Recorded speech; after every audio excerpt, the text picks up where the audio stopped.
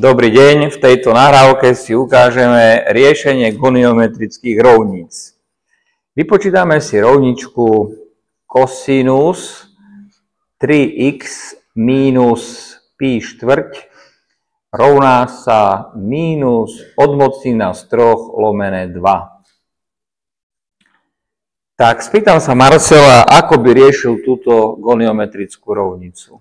Tak, ja by som túto rovnicu riešil pomocou substitúcie, kde by som substituoval 3x minus 4 minus pi štvrtín za premennú t.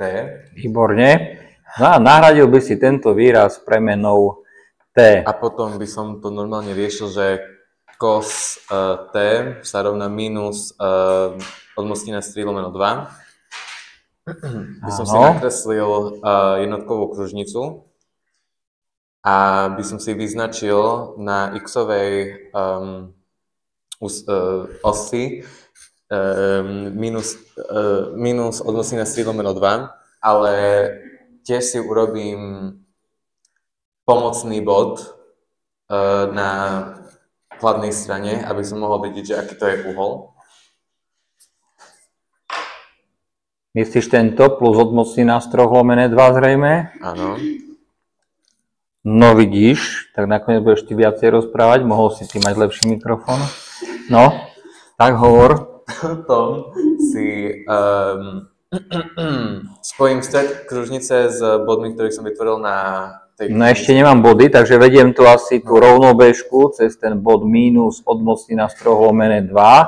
Tam sme vytvárali dva body. M1, M2 a tak sme vytvorili dva uhly. Ako sa budú tieto uhly volať? Tieto uhly sa budú volať x1 a x2. Nie. Ako? Je T1, T2. Áno, tento bude T1 a ten druhý bude T2. T2. Buď tu píšem, alebo tu T1, T2. Ako ja vypočítam tieto dva uhly? Tak podľa toho pomocného bodu si tiež urobím pomocný uhol z prvého kvadrantu, ktorý budeme označovať T s čiarkou. Takže ja najprv vypočítam kosinus T s čiarkou pre plus odmocnina z 3 lomené 2. T s čiarkou bude koľko? T s čiarkou bude 60 stupňov. Odmocnina z 3 lomené 2 pre kosinus bude 30 stupňov. 30, v radiánoch by to bolo? Pi šestín. Pi šestín. Dobre, výborne. A tento zelený uhol použijeme na výpočet tých uhlov T1 a T2. T1 je z intervalu akého? T1 je z druhého kvadrantu. Z druhého kvadrantu, áno, z intervalu od pi pol po pi. A teda T1 vypočítam ako? 180 minus 30 stupňov. Áno, od 180, ale bacha budeme robiť v radiánoch, takže to bude pi od pi, tak, minus pi šestín. Od pi zoberiem ten pomocný uhol pi šestín a vyjde mi 5 šestín pi. 5 šestín pi, dobre, to je ten uhol, čo máme vyznačený v jednotkovej kružnici, 5 šestín pi plus pridám periódu akú? 2k pi. 2k pi.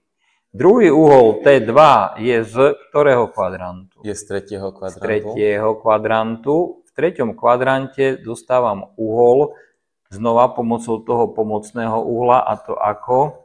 Pi plus pi šestín. Áno, to preto, že vlastne tu sú vrcholové uhly a teda sú rovnaké a teda ten pomocný uhol T s čiarkou môžem využiť a teda sme dávali pi plus pi šestín. Ja to maľujem, aby bolo jasné, čo používam. Rovná sa, výsledný uhol bude 7 šestín pi. 7 šestín pi, lebo 1 pi je 6 šestín plus 1 šestina je 7 šestín pi. Dopisujem periódu. Je toto už výsledné riešenie? Nie, ešte musíme resubstitovať 3x minus resubstitovať, to je také skoro jak resustovať, aj kebyže obnoviť. Obnoviť. Re je znova obnovenie, resubstitúcia alebo spätné dosadenie do substitúcie.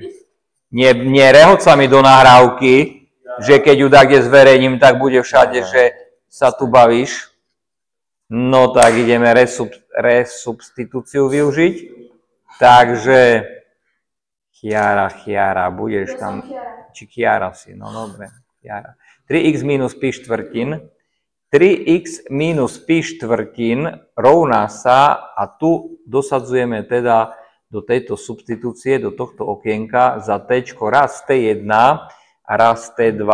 Budeme to takto zapisovať vedľa do dvoch stĺpčekov, aby sme to nezabudli na to. A teda 3x minus pi štvrtín rovná sa a za t1 dosadzujem toto. Teda 5 šestín pi plus 2k pi. Ako postupujem ďalej? Minus pi štvrtín dáme na druhú stranu. Takže bude 3x sa rovná... K obidvom stranám rovnice pripočítam pi štvrtín. Tu mi zostane 3x a toto si rozpíšte. 5 šestín pi si môžeš dať tu hore k 5 plus pi štvrtín plus 2k pi. Ideme spočítať najprv tieto dve hodnoty. Spoločný menovateľ 6 a 4 je 24. Menej 12. 6 sa tam nachádza 2 krát, takže aj čitateľa násobím krát 2. 4 sa tam nachádza 3 krát, takže 3pi plus 2k pi. 3x rovná sa 10pi plus 3pi je 13pi lomené 12 plus 2k pi. Budem sa potrebovať zbaviť ešte tej trojky, teda vyjadriť x-ko. Ako? Vydelím obidve strany rovnice trojkou. Vydelím troma, čo je to isté, ako keď násobím 1/3. Bacha. Násobím 1/3. Tu mi zostáva x a pozri, keď budeš násobiť 1/3, aké to je jednoduché. Ako vynásobím 1/3 13/12? To je 13pi, čitateľ s čitateľom, menovateľ s menovateľom. Čo tu príde do menovateľa?